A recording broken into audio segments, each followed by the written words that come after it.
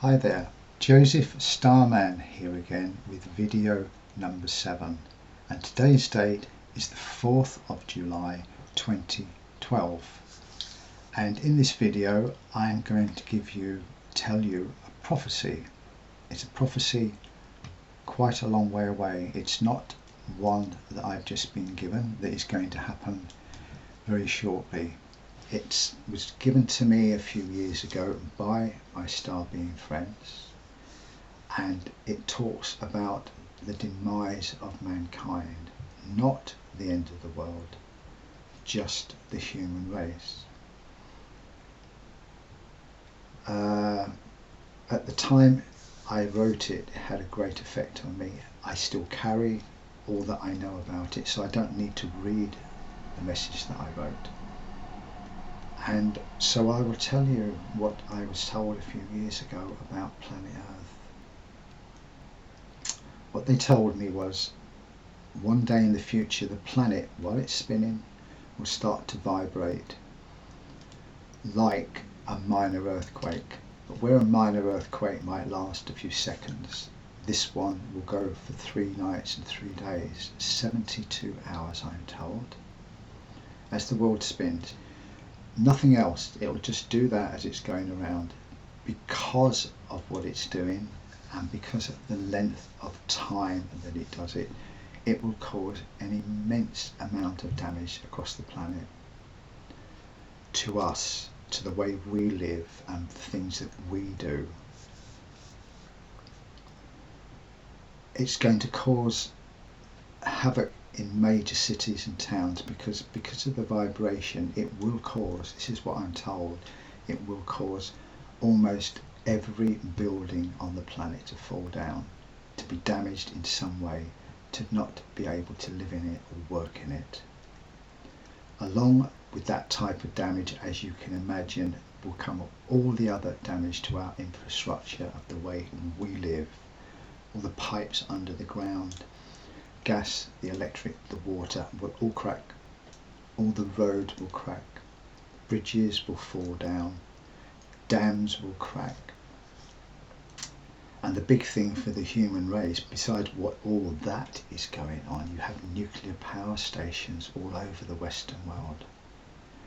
They're going to be damaged. Look what happened in Japan with the tsunami that came there a couple of years ago.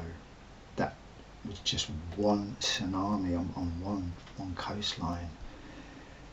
With this vibration going on in the planet, you can have tsunamis all over the planet. On every coastline, on every country will have tsunamis, not just one, but slopping around. And your nuclear power stations are just going to go, there's going to be radiation everywhere where they are.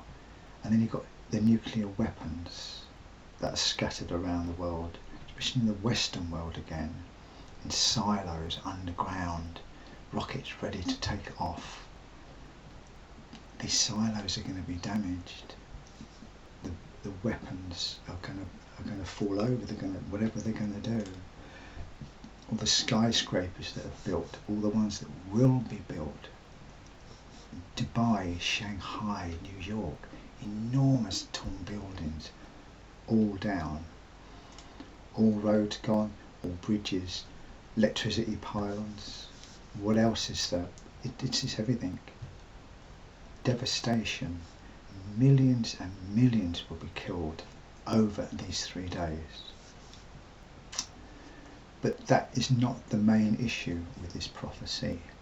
It's what follows that. If that was it, the human race would come out of it.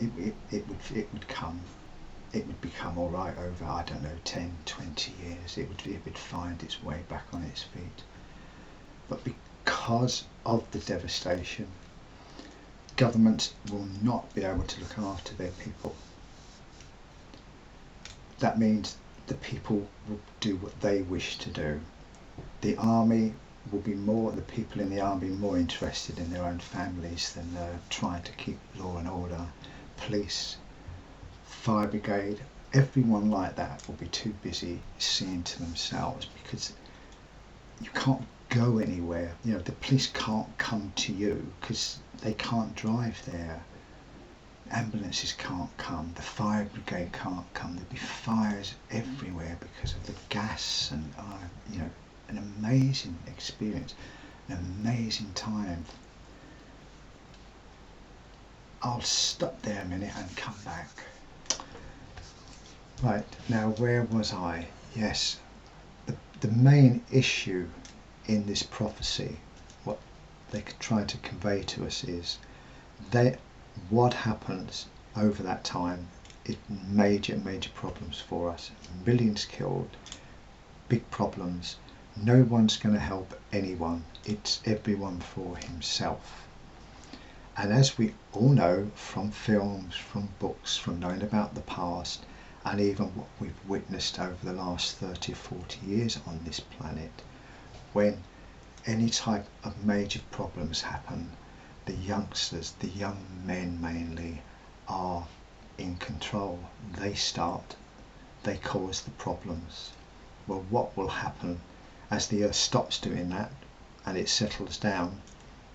You're going to find, because of the infrastructure has gone, no one's got anywhere to live. There's no water, no heating, no electric, no gas, no transport, no police, nothing. It's every man for himself. The shops won't be there, the food shops, and they're not going to be supplied. And it won't be very long before people realise, especially the young, fit, strong men, that they need to go and grab what they can.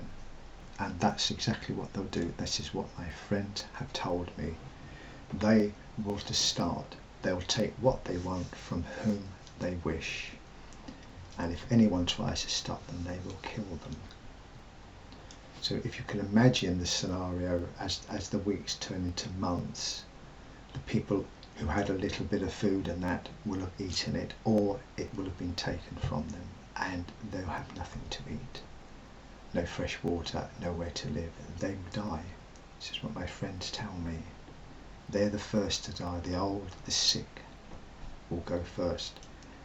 Gradually they will all start to die out and leave the youngsters, the fit ones, the ones who are in their little gangs for protection, who go around taking everything they want. And I would imagine through that time they will take gold and jewellery and store it up, thinking that they're going to be rich one day. In the future they're going to be multi-millionaires. They won't really be thinking about planting food or what they're going to do next year or the year after. And gradually they will consume what food they have, and they will have killed, or they will kill, every living thing in sight. Every animal, cat, dog, wild animal, animals in the zoo, anything they can catch, they will eat. Till ultimately they are left looking at themselves. And at that point, this is what my friends tell me, I do not make this up, they will start to eat each other. Till ultimately they're not there. They're all gone. I don't know, 3 months, 6 months, a year, 2 years, while this goes on all over the planet. While that is going on, there's something else is happening.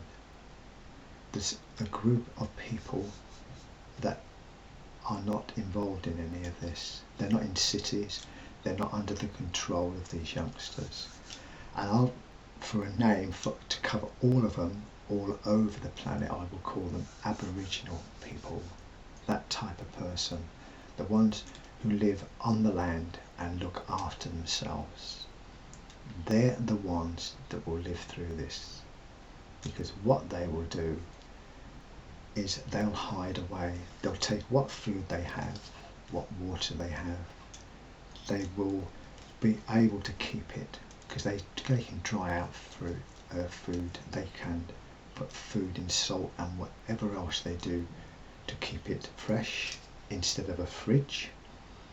And they will hide away. Their caves or mountains or wherever it is, in woods, away from what's going on. It reminds me of a story that the Hopi have They say in their stories a long time ago, because of what was happening on planet Earth, they hid away. They hid underground, and then they come out when it was all over. They don't tell us what it was, but it could have been something like this. And they came out and they started to live again. And I feel that happened in lots of other places on the planet at the same time as the Hopi tell us that it happened. And that's what will happen. These people will come out and they will start living. They will start planting their crops and having a life. And my friends tell me that over time they will migrate to warmer climates.